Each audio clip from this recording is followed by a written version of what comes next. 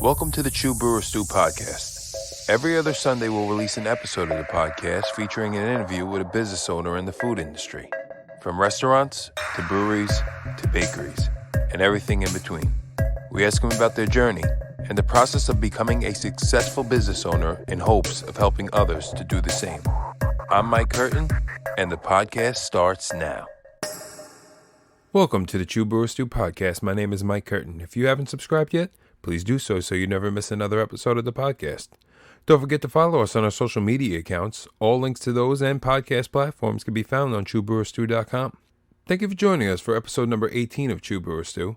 Today I sit down with Jeff Greco, owner of Heavy Reel Brewing Company in Seaside Heights, New Jersey. Jeff talks to us about how starting with a smaller brewing system isn't always the best route, and how opening in Seaside Heights has changed the drinking game a bit by introducing different beers to people's palates. So here it is, episode number 18. I hope you enjoy it. Hey guys, I'm Mike Curtin. This is True Brewer Stew, and today I'm with Jeff Greco of Heavy Reel Brewing Company in Seaside Heights, New Jersey. Around 7 years ago, Jeff received the gift of a home brewing kit from his wife Jessie. Didn't take too long before he realized he wanted to open his own brewery. In search of some experience on a big scale, Jeff got in touch with Gretchen Schmidhausler, owner of Little Dog Brewing Company in Neptune, New Jersey. Soon after, he started his apprenticeship. He went on a search for a future home of his new brewery, Heavy Reel Brewing Company, which opened in April of 2018. Jeff, how's it going, man? Good, man. How are you doing? All right. So, how is your whole business faring in this whole shutdown? It's doing actually pretty good. We're doing a lot of to-go sales. The biggest issue we've been running into is lack of supplies. It's kind of hard to track down some crowlers. We're doing all crowler releases, so Okay. The supply chain's kind of backstocked everywhere. So that's really been the main thing that's been affecting us. We're coming up on the summertime. We're about a block from the beach, so Right. we're gonna miss out on just like the traffic that's coming through the town this summer. But other than that, our sales are still good. Crowler sales was a big part of our business to begin with. Okay. But obviously, people coming into the taste room is a big hit for us. Right, of course. You think the crowler? I mean, it's because everybody's buying crowlers now because of what's happened, or is it because lack of delivery, or a mix of both? New Jersey changed the law so we can actually deliver beer to customers. So now we're bringing crowlers to people's houses and dropping them off on the front step. Right. So yeah, a lot of times we do our beer releases in crowler format. Okay. So it's kind of the same thing now. Instead of there being a line outside the brewery, now people order it online, and beers will sell out online, and then we'll deliver, or they'll come and pick them up. That's awesome. So shifting back to when you first opened, how did you go about funding the capital for your brewery? So we did it. I have a business partner named Chris.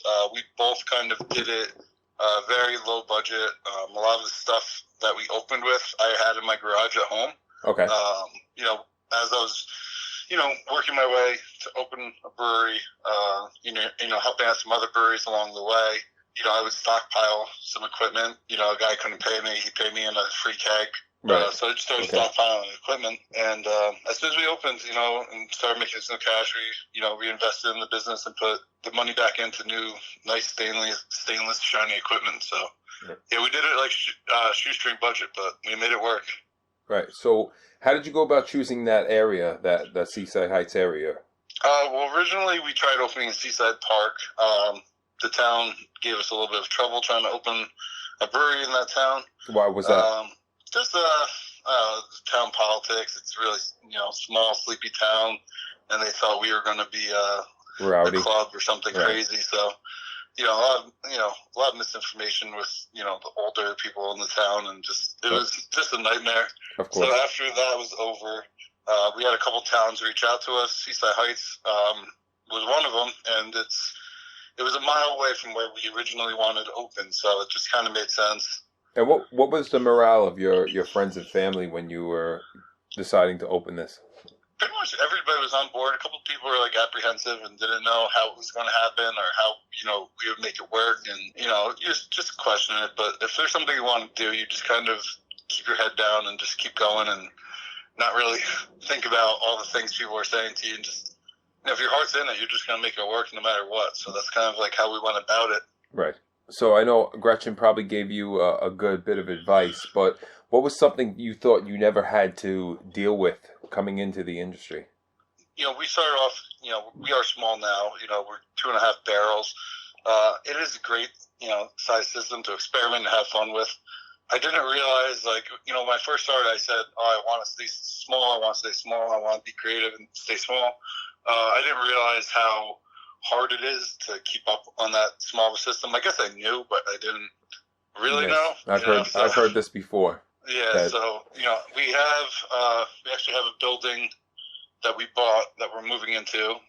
And then we have, a whole new brewing system on order that's supposed to be here in May. So a 10-barrel system with a bunch of 20-barrel, cellar side. So, we're going to expand to a much bigger system. But now all this is going on is kind of delaying that. So, yeah, right. But yeah, I guess that's really it. Starting small is fun. We get to do some crazy stuff, but, kind of limits our name where we can distribute to, and even trying to do beer festivals is tough for us. So right, yeah. Everything's kind of just turned upside down right now. So yeah, it's crazy. With that being said, actually, what is one of the hardest adjustments you've had to make so far since being open? Since being open, or since the coronavirus impact? Well, since you opened in April of 2018. What was one of the hardest adjustments you had to make personally? I would say, bringing craft beer to a town that's not really a craft beer or known to be a craft beer town. We're right. kind of in the heart of like a little party town, and for sure, like the whole thing was, $2 Miller Lights and Coors Lights and all that stuff, and then here we come with, fruited sours and all, big stouts and IPAs, and we rate, double DDH on all our IPAs. And I mean, just educating the local people around the area, what is DDH? Like, people would ask, what does that even mean? Right. So that's what I would say. For people at home, double dry hopped, right? Yeah. Okay. Just in case they didn't know. So balancing, I mean, it's probably kept you very busy. With yeah, brewing definitely. and everything. How do you balance family and business? How do you make that work? I mean, honestly, up until 4 weeks ago, it was not too bad. Just kind of busting your ass and getting the job done. It was just my wife and I. So. But now we just had a baby 4 weeks ago, so that's kind of congratulations. That's I'm still trying to learn how to juggle that, but yeah, right. Yeah, I mean, it's just a grind, but like, you're in it daily. Then you'll hit those days where you're in the tasting room and beer's flying and people are happy, and it just makes it kind of all worth it. I mean, the daily grind sometimes gets to you, but right. Like I said before, you just kind of keep going, right. Some people want the beer. So. Some people just kind of vibe off of that. They love that grind. Is there a way of you taking a mental break from it all? Like, do you need that? Yeah, I do. The first year, I was brewing all day. I was working the tasting room full time, and it got to the point where I said, I need to start, getting out of the tasting room and just kind of doing the brewing side. So right. That was kind of like phase one of like trying to just, taking a step back. And then, now I don't really do the tasting room at all. If I'm there, it's just because I want to be there hanging out. In the summer, like when I'm really grinding and brewing, 6 or 7 beers a week, right. I made it a point to not really be there on Sundays, just take the day to hang out and just kind of take, try and enjoy the summer, what little I get of it. Right, for sure. How do you define success? I don't know. I guess we're still kind of figuring that out, Right. I guess was there any defining moments for you where you kind of realized like things were going really well and? Yeah, I guess because when you're in it day to day, you don't really know where your business is, especially as a new brewery. Right. So I guess when we start getting out and doing beer festivals and people were coming up and saying we heard of you guys, and we did Troon's Beer Festival, the Brick Farm Tavern Beer Fest, which we had really good reviews for, and met a lot of people. It was really kind of, for me, like, holy shit, we're like doing something kind of big here. So for me, that was rewarding. Yeah, when people start hearing your name and you're like, wow, that's it's got to be a great feeling, man. Yeah, like, honestly, I guess I thought it would happen sooner, but Right. being small just kind of limits you. I didn't realize, like, New Jersey is a small state, but it's a big drinking state. So, like, locally, I feel like the name's out there, but there's people in North Jersey that still haven't had our beer. People in way South Jersey that haven't had it. So, Right. What qualities do you think you possess that make you a good business owner? just being creative. I'm not afraid to try something that nobody else has done. There's oftentimes, I think, like, all right, what hasn't somebody done that makes sense to me, that fits in kind of our, wheelhouse of things we like to do. So really that, and just like, constantly being creative, trying to, I don't know, find a new trend or create a new trend before one happens. Just really that, just the creative aspect of it. Is that your way of trying to stay ahead of your competition? I don't even look at it like that. I just see beer as being a way to, I don't know, express yourself and give people, something that's new or creative or something that hasn't been done before. We did a collaboration with the brewery, Kelly Green, down South Jersey. We made a pizza IPA where we literally took pizzas and put them in the mash, dry hopped it with like oregano and a bunch of Italian seasonings, like just crazy shit that nobody's really done before.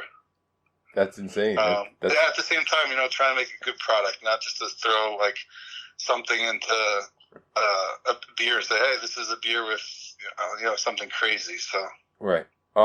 What do you think brings people to your brewery? I think when we do our releases, we've gotten really popular for sour beers.